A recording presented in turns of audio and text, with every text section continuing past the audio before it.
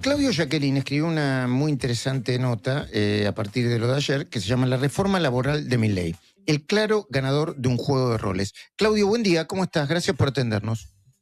Hola Luis, ¿cómo estás? Tanto tiempo, un placer. Igualmente. Hola. Sí, te escucho perfecto yo, ¿eh? Yo también, ¿eh? Yo escucho perfecto. Bueno, ¿por qué decís que Milei es un claro ganador de este juego de roles? ¿Por qué hablas de juego de roles?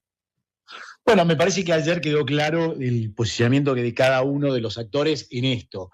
Por un lado, la CGT cumplió cumplió con los propios y hizo un paro que no tuvo ningún efecto respecto de la reforma laboral, que mostró que se sustenta básicamente sobre el paro del transporte.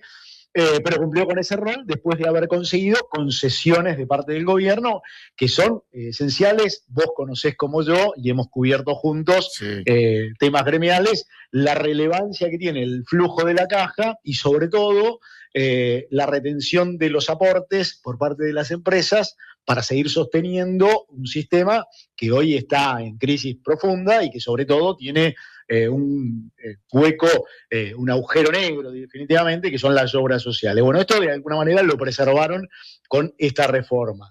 Pero en el medio, Milei se llevó todo el resto y no solo ganó ampliamente, con 135 votos en la votación en general, la derogación de los estatutos más ajustada, pero la sacó con la defección de muchos gobernadores o el apoyo de muchos gobernadores, sino que además lo que puso en evidencia es la profunda fragmentación y la ruptura de lo que es el corazón de lo que fue el peronismo en temas esenciales como el derecho laboral, creado por el peronismo, por otro lado, y que rompe definitivamente con esa institución que el peronismo sostuvo a capa y espada y que solo se admitió a romperla o a modificarla o a modernizarla cuando gobernaba y en beneficio propio, y nunca jamás cuando no gobernaba. Bueno, todo esto lo que mostró es que Milei es el ganador, que no tiene ningún tipo de oposición efectiva, que no hay nadie que pueda pararse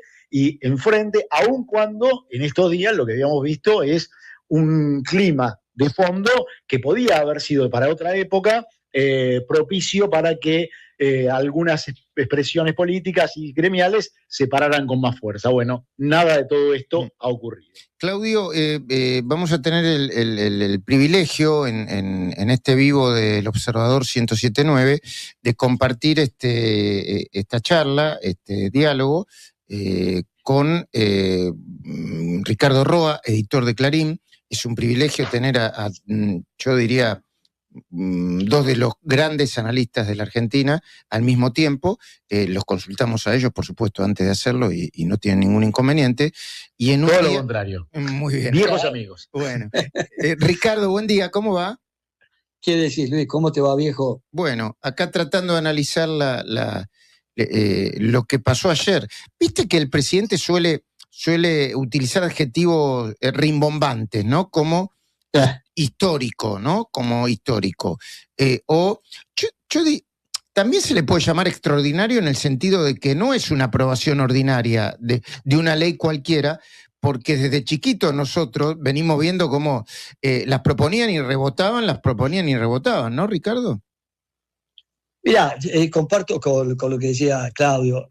A ver, ayer vimos una foto de esta nueva Argentina, que tiene mucho de la vieja y algunas cosas que son interesantes para contar. La izquierda tirando piedras en la plaza, el kirchnerismo tratando de cortar con los cables una sesión que no pudo detener, la CGT con un paro que se hace luego de negociar la ley y para demostrar o para mirarse en el espejo y verse que siguen siendo peronistas y además evitar de esa manera con el paro que haya una ruptura interna entre los distintos sectores que la componen.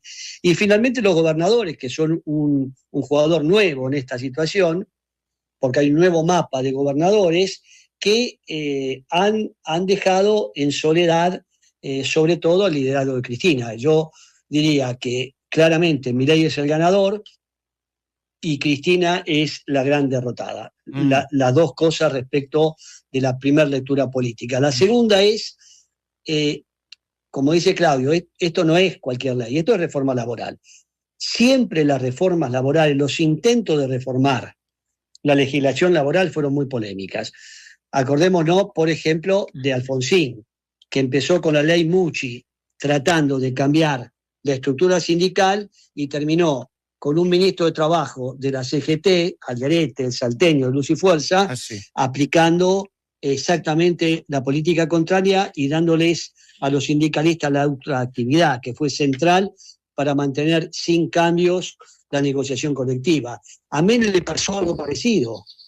Hizo desde el peronismo una reforma laboral y terminó negociando con la CGT una vuelta a ciertas cosas que había inicialmente él modificado, pero todos los intentos de flexibilización y de cambio en la legislación laboral han sido polémicos y es lógico que lo sea, porque tiene que ver básicamente, por un lado, con la adaptación inevitable de las leyes a los cambios que hay en el sistema productivo y en el sistema económico, y por el otro lado, con derechos que tiene la gente y con la sensación que tiene muchísima gente que reformar las leyes es reducir los derechos y ampliar las situaciones de deterioro para los trabajadores. Entiendo.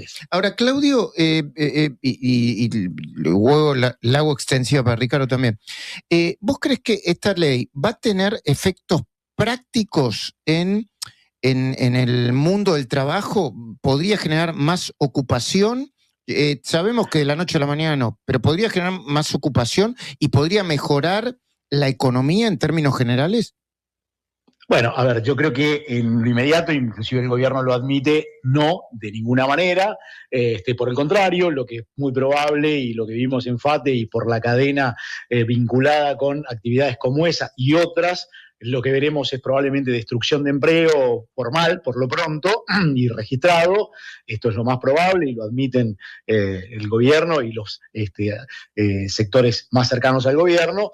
Pero lo que puede ocurrir sí es que en algunas actividades que van a tener inversiones, sobre todo en el rubro extractivo, eso habilite a que esas inversiones tengan alguna viabilidad mayor y que esas inversiones se posibiliten. Ahora, también es cierto que lo que estamos viendo es que ninguna de esas actividades compensa en magnitudes y en calidades de trabajo, porque son diferentes, lo que probablemente la transformación económica, y esto excede la reforma laboral, pero la incluye, que tiene que ver con la destrucción de esas actividades que hoy están en proceso de transformación y que hoy resultan inviables en el sistema económico que hoy está rigiendo con aperturas y con competencia de otros países que tienen otras formas, otros costos y otras regulaciones para producir. Bueno, acá es donde se va a dar ese trade-off de qué es lo que se pierde y qué es lo que se gana. Yo creo que sí, sin duda, y esto es lo que apuesta el gobierno, es que algunas inversiones que estaban con el temor de que esto reduzca la posibilidad de viabilidad de esas inversiones y que genere contingencias laborales que sabemos que son parte de las demandas que tienen muchas empresas y que vienen con otros regímenes laborales de otros países, van a ser posibles. Entiendo. Pero es difícil imaginar que vaya a compensarse la pérdida de puestos de trabajo que hoy tiene la industria manufacturera argentina con las nuevas producciones que se van a instalar en la Argentina. Ricardo. Mira, yo creo que, a ver, el cierre de FATE se produce con estas leyes, no con las nuevas. Y lo que hemos visto en los últimos años, desde el punto de vista del deterioro del sistema del trabajo formal, tiene que ver con una situación que venimos teniendo desde hace muchos años. Por lo tanto, a ver, estas leyes tienen un cambio concreto y un cambio simbólico. El cambio concreto, que para los puristas del sector empresarios no es suficiente quizá, y para el otro lado significa una desprotección, en general son todos buenos. es un buen paso que se da para modernizar, renovar y entender que la legislación laboral necesita en la Argentina un refresh. En lo simbólico también es importante porque da una señal de que la Argentina está cambiando, que está abriendo. Para mí, la cuestión central ahora va a venir, por un lado, por la resistencia a los jueces laborales. Acá hay que prepararse para declaraciones de inconstitucionalidad, amparo y ese tipo de cosas que sabemos son una de las ruedas que más traban la transformación de la legislación argentina. Por el otro lado, lo que vamos a tener es hay que esperar la decisión de empresarios y sindicalistas de aplicar estas herramientas. Mirá, hay cambios, por ejemplo, introducidos en la ley de pymes en los 90, que implicaban la posibilidad de negociar por fuera de los convenios, que no se han utilizado ni por empresarios ni por sindicalistas. Es decir, que la transformación de la ley en sí misma no es suficiente. Como señal, es una señal que me parece importante. Claro que sí. Ricardo Roa, editor de Clarín, Claudio Jacqueline, editor de La Nación, grandes analistas ambos. Un placer escucharlos a ambos en simultáneo. Nos estamos viendo en cualquier momento. Abrazo a los dos. Gracias. Bueno,